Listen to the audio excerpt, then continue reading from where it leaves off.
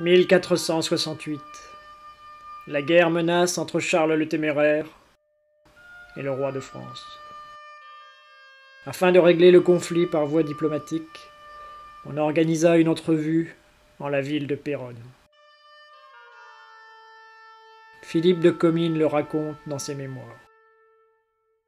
Vous avez entendu par quelle manière avait été conclu que le roi viendrait à Péronne, et n'amena nulle garde, mais voulut venir de tout point à la garde et sûreté du dit duc. C'est grande folie à un prince de se soumettre à la puissance d'un autre. Ils commirent de l'argent à être ensemble, et traitaient de leurs affaires le plus amiablement que faire se pourrait. Comme ils étaient bien avant en besogne, alors survinrent de très grandes nouvelles et affaires de Liège. On apprit en effet que la population s'était soulevée contre son souverain, un allié des Bourguignons, et que les Liégeois s'étaient mis à crier « Vive Louis XI !»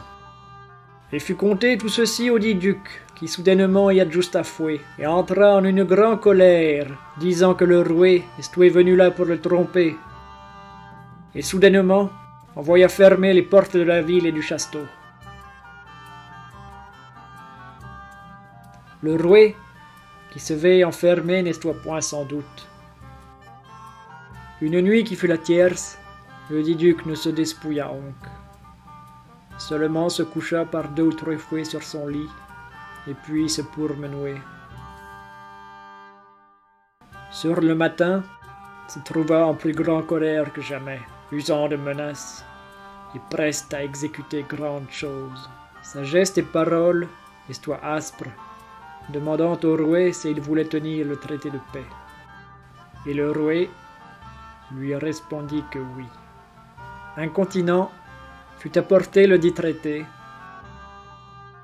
et fut tiré des coffres la vraie croix que Saint Charlemagne portait, et jurèrent la paix. Et tantôt furent sonnées les cloches par la ville, et tout le monde fut fort réjoui. Quelques jours plus tard, les Liégeois furent vaincus, et leur ville fut entièrement brûlée.